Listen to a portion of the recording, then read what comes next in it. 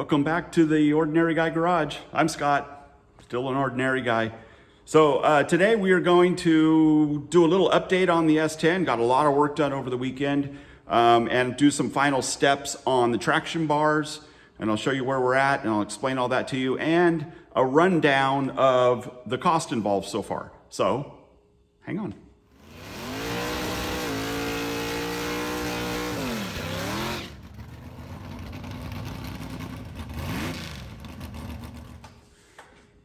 Well, I hope everybody had a good Easter Sunday. I spent about 3 hours on the lawnmower mowing down our lawn out here. That's a riding mower. It's a big lawn, but it's a lot of fun during the summertime. It's warm today. As you can see, I don't have my hoodie on. And I took it off and I looked at myself and I'm like, man, I got to work on my summer bod. But anyways, yeah, so we got some nice weather. Test and Tune is supposed to come up this weekend on Saturday. Obviously Bean's truck is not going to be ready, but my truck is. So I'm going to run that down there, weather permitting, but it looks like it's going to happen. So cross our fingers. We'll see how it goes. So let me get the camera down and turn around and we'll go over the truck and show you the last couple of stages of the traction bars. All right, well, this is mock-up right here. So I couldn't help myself. Let me move this over here. I had to put the wheel in front of it just to kind of get a look, and it's pretty sweet. I love center lines. I love the look of them. I love the old school kind of deal, and they're gonna be pretty sweet on here. But the axle is just in here mocked up. So let me put this down here. Bring you a little closer. See how close we can get. That's probably gonna be about it. Okay, so I have the rear end in here. I don't have the pads welded yet to the saddles welded to the rear axle or the housing yet, because I need to mock up the motor and transmission placement so that way I can set the pinion angle correctly before I weld all that up. So it's just sitting there. So this is just mock-up. Also in here, I have the bolts for the back here. I don't have the bolts in the front up here, the right ones. So I just used the proper size, you know, diameter, but they're not the bolts I'm gonna go with. Like this here is just a regular grade 3 or grade 5 bolt, and this will all be grade 8. So anyways, now we have the traction bar on, and I just checked it out, and it fits into, nothing here is tight, so it also fits up into the top hole, and it will, when there's weight on the back here, and that lays out more, there's still plenty of clearance in between the spring and that. So my traction bars don't have that adjustment right there, and I guess I could add it to it, but it doesn't have it. I didn't put that in it when I built them.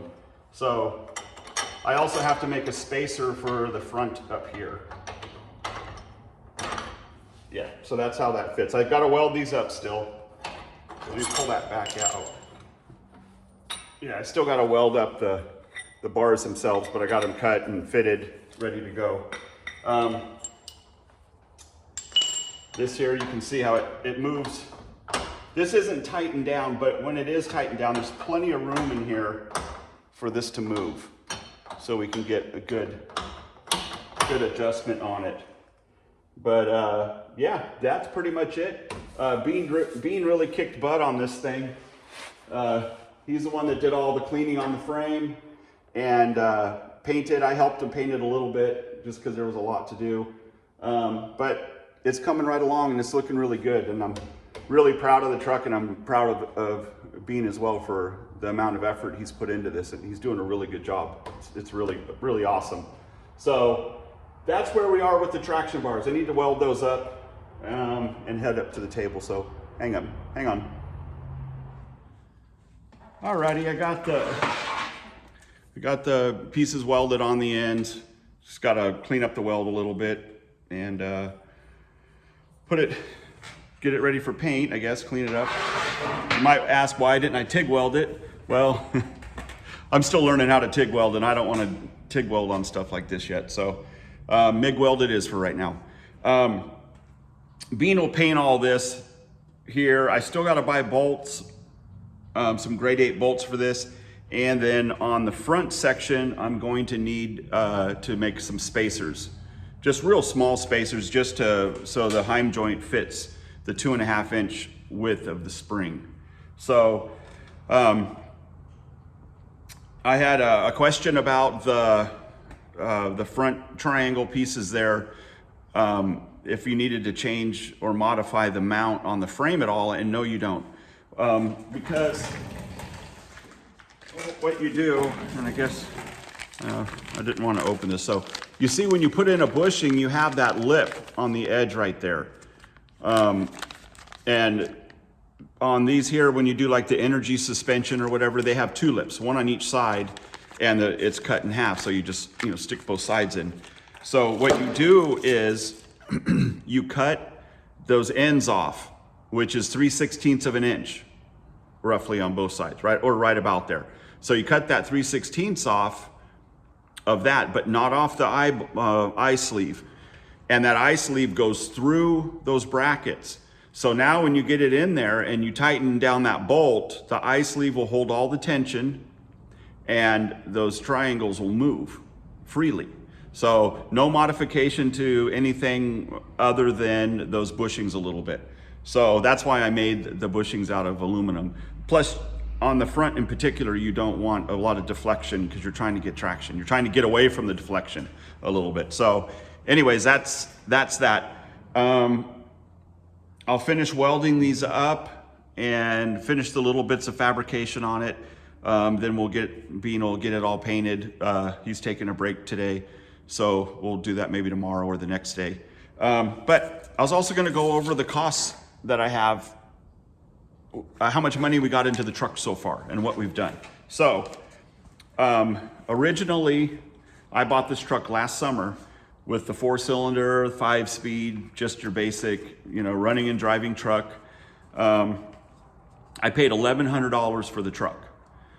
So there's that initial cost. On the front end, I put the front end, well, hang on, let's go over here for a minute. I didn't go over this part of it. Okay, all right. Front suspension, we got all this painted up, cleaned and painted and all of that. Well, again, Bean did.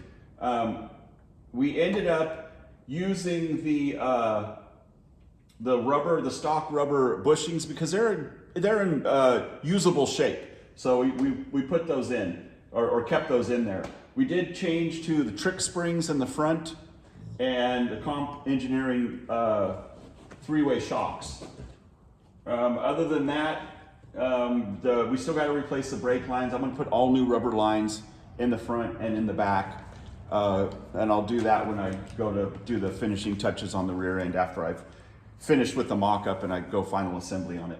So that'll all be changed. We were going to change the idler arm and the drag link because it's got a little bit of play in it, but I think it'll be okay. I'll be the one making the first pass or two in it, and if it's anything kind of shaky at all, I'll fix all that before we put Bean in it. So, but yeah, that's it. That's it for that part. It's all together. My thought with these rubber bushings was, and when I had, because in my S10, when I had the trick springs, all of my bushings are metal.